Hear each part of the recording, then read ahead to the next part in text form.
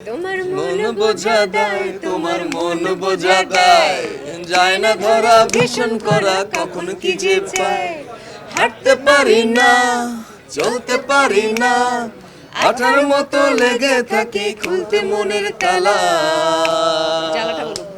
হায় রে কি যে জ্বালা, তোমার জন্য মরতে পারি ও সুন্দরী তুমি গলার মালা। ঢালিউডের জনপ্রিয় অভিনেত্রী পূজা চেরি প্রথম সারির অভিনেত্রী হয়ে উঠেছেন। তার অভিনীত সিনেমার সাফল্য কম নয়। বড় পর্দায় তার অভিনয় বরাবরই প্রশংসিত। পূজা চেরিকে সবশেষ দেখা গেছে কুরবানির ঈদের সিনেমা মাসুদ রানায়। সৈকত নাসিরের এই সিনেমাটি অবশ্য প্রেক্ষাগৃহে সাড়া জাগাতে পারেনি। এরপর থেকেই অবশ্য আর নতুন কোনো সিনেমার খবরে তাকে পাওয়া যায়নি। তবে সামাজিক মাধ্যমে বরাবরের মতোই তার উপস্থিতি রয়েছে। আমার হাতেও আসলে আছে টগর এবং জয়িতা। সো টগর এবং জয়িতাময় পুরো ঈদটাই আমার যাচ্ছে।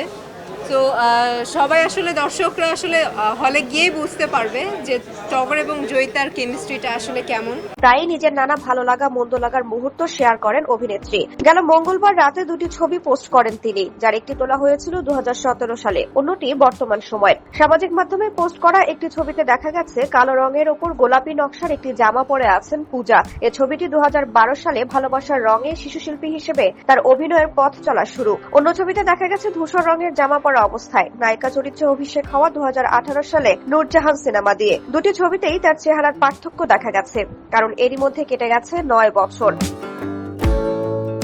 অভিষেক সিনেমা নূরজাহান দিয়ে বাজিমাত করেছিলেন পূজা চেরি। এরপর সুপারহিট পোড়ামন 2 দিয়ে পেয়ে যান রাতারাতি খ্যাতি। একই বছর চমকে দেন দহন সিনেমায় অভিনয় করে। এরপর একে একে হাজির হয়েছেন শান, গলুই, রিরিতা, জিন, লিপস্টিক, আগন্তুক ও দমের মতো আলোচিত সিনেমায়। সময়ের সঙ্গে পূজার ক্যারিয়ার যেমন বদলেছে, ঠিক তেমনি বদলেছে তার রূপ, লাবণ্য, চেহারাও। অভিনেত্রী এই ছবি পোস্টের পর নেটিজেনদের কেউ কেউ লিখেছেন আগেই বেশি কিউট ছিল পূজা, কেউ লিখেছেন টিন ভার্সেস ম্যাচিওর, আবার কেউ লিখেছেন সময় বদলেছে কিন্তু তুমি যেন একই রয়ে গেছো। কেউ আবার পূজাকে এবার বিয়ের পরামর্শ দিয়েছেন। তবে বরাবরের মতোই তার ভক্ত অনুরাগীদের মন্তব্যের কোনো প্রতিক্রিয়া দেননি অভিনেত্রী পূজা চেরি।